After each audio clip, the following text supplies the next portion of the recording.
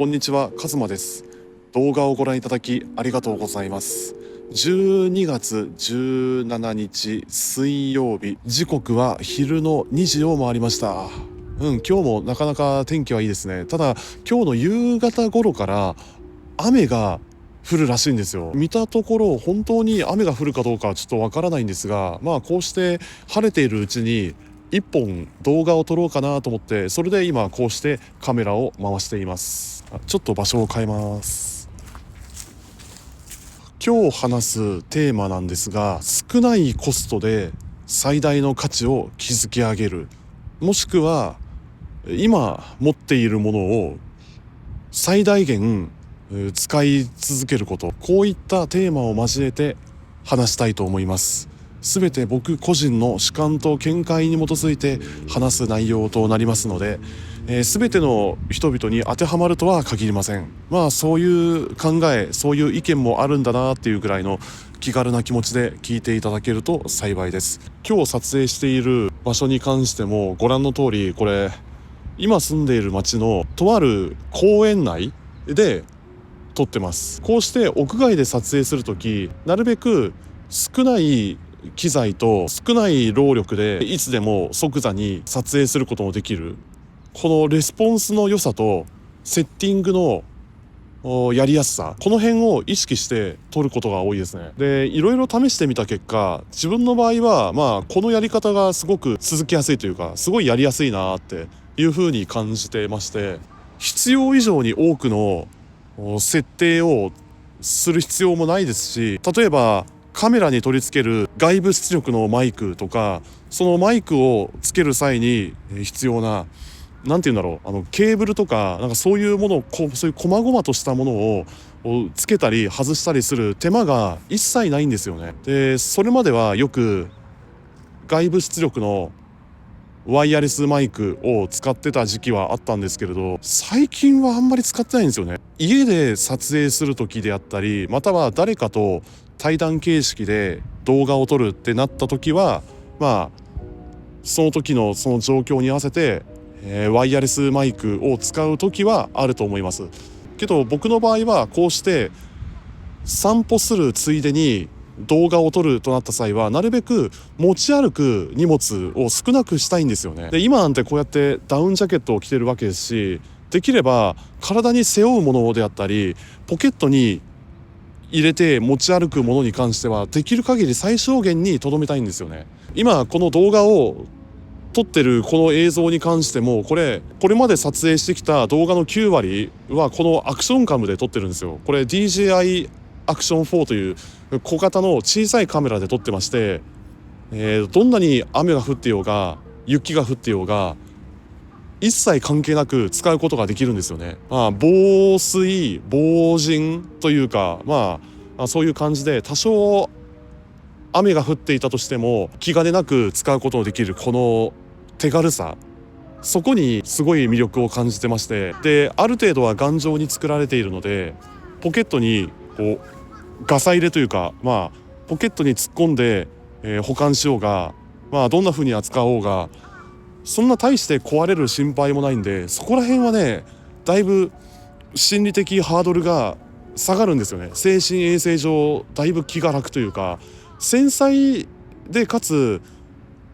大切に扱わないと壊れてしまうような、そういう高性能なカメラも中にはあるんですけれど、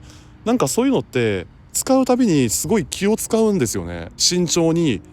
保管しないといけないっていうか、そういう感じで、なんだか使い続けるうちにストレスになりそうだなと思って、なるべくそういうものは極力使わないようにしていますね。ちょっと眩しいごめんなさいね。なんとなくこれ、西日がこ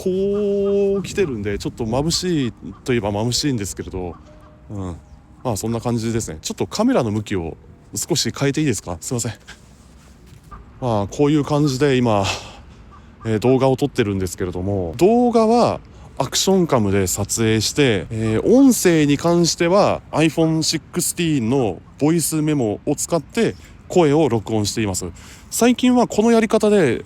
動画を収録することが多くて、少ない持ち物と少ない手間で、広範囲に活用できる。それもいろんなやり方があって、いろんなパターンでうまく応用して、うまく応用が効くというか、そこら辺の利便性と汎用性の高さも含めて、このやり方で続ける方がすごいやりやすいんですよね。個人的にはそんな感じですね。散歩するついでに、日々の出来事や今自分自身が考えていることや今の心境などありのまま思ったことを話す、そういったパーソナルな Vlog を撮り続ける上ではやっぱりね、このやり方が一番ベストなんじゃないかなって現時点ではそんな風に考えています。こうして YouTube であったり、またはポッドキャストを始める時もそうですけれど、本格的にやるには高い機材を買わなければならない。例えば動画を撮影するってなったとしたら、ミラーレスカメラを買わなきゃとか、アクションカムを買わなきゃっていう風に考える人、おそらく少数ながらもそういう風に考える人いると思うんですよね。編集作業を行うためには、じゃあ Mac を買わなきゃとか、ファイナルカットプロ買わなきゃ、もしくはプレミアプロを購入して1年間の契約をして本格的に使わないとっていう風に考える人って、そういう人はおそらく一定数いるんじゃないかなと思うんですけれど、別にそこまでする必要はどこにもないんですよね。だって本格的にやり始めるってなったとしたら、なんだろうな、どれくらい本気でやりたいのか、またはそこにそんな高い機材が必要とする理由があるのかどうか、そこら辺は人それぞれなんですけれども、まずは今持ってるものから始める、それがすごく大切だと思うんですよね。だって動画撮影だけだったら iPhone や Android のスマートフォンでも簡単にできますし、編集作業に関しては iMovie とか他に無料の編集ソフトっていうのは手に入るんですよ。それはもうアプリで簡単に編集して、でそれを自分のチャンネルにアップロードすることができるんですよ。それも YouTube もそうだしポッドキャストもそうだけれど、基本的には運営する際の費用というものは一切かからないんですよ。月額でもないし1年間払い続けるわけでもないんで、そういう面ではね、 YouTube や Instagram とかポッドキャストも基本的には無料で誰でも始めることができるんですよ。その辺踏まえた上で地道に YouTube を続けて思ったことは、まず、今手元にあるものから始めてみる。まずはスタートを切ること、それでやってみて、でいろいろ試していく中で最低限これさえあれば十分に続けていけるだろうなっていう風に感じるようであれば、無理してそんな高い機材は買わなくてもいいんじゃないかなって、なんとなくそう思いますね。しかも僕みたいにこうやって屋外で撮影する、それもこうやって定点撮影で、一人語りをするみたいな、こういう感じの動画を撮るぐらいだったら最低限のクオリティというか、なんだろう、安いデジカメでもいいし、もしくは2代目以降の安いスマートフォンに三脚をつけてこうやって撮影することもできるわけですし、使い方次第でいろんな応用が効くんですよね。でそこら辺突き詰めれば突き詰めるほどそこには無限の可能性が広がっていくんで、何事もやってみることが大切なんですよね。それがうまくいけば少ないコストでより最大の価値を築き上げれることで、それと同時に少ないものをベースに地道に継続していくこともできる。その辺考えれば、費用対効果も大きいわけですし、少ないコストで、自分のペースで続けることができる。長期的に見て、コスパもいいですし、その方がやりやすいんじゃないかなって、なんとなく僕はそう思います。今インフレの影響というか、いろんなものが値上がってるじゃないですか。一眼カメラだってどんどん値上がってるわけですし、この前発売された何でしたっけ、あれソニーの α7M5 だっけか、今僕が所有しているソニーの α7-4 の後継機というものが今月発売されるのかな。確かあさっての19日頃から発売される予定にはなってるらしいけれど、ちょっと僕はあまりそこら辺の情報が詳しくないんで、それはソニーの公式ホームページを見ればわかるかと思います。普段よく使っている α7-4 は確か新古品というかマップカメラで購入したもので、当時は確か確か29万前後で買ったんですけれども、去年の5月頃に買ったんで、それが今回新たに発売される α7-5 については確かあれいくらだっけ、41万か42万。いやーめっちゃ高いですよね。35万どころが40万円を超えてしまう。やばいっすね。こんなに値上がってんだと思って、いやーびっくりしましたね。まあ別に新しく発売されるからといって今すぐ買い替えないといけない理由もないですし、僕に関しては去年の5月頃に買ってまだ1年数ヶ月しか使っていないんですけれども、性能面で言ったら十分満足してるし、僕個人が使う分には本当に、必要にして十分なクオリティではあるんですよ。写真の写りも申し分なく、むしろ大満足ですね。個人的には持ち運びも楽でして、で今持っているカバンの中にも十分に入る大きさではあるんで、あれより大きいとちょっとね持ち運びがすごい大変なんですよ。でいろいろ試してみた結果、最小限の機材と最小限の備品というか、本当にわずかなものさえあれば十分に使っていけるんですよね。自分の用途からすればの話なんですけれど、そんなところかな。そこら辺どんな、撮影用途であったりどんな目的で使い続けるかは人それぞれですので何とも言えないけれど、なるべく少ないコストで、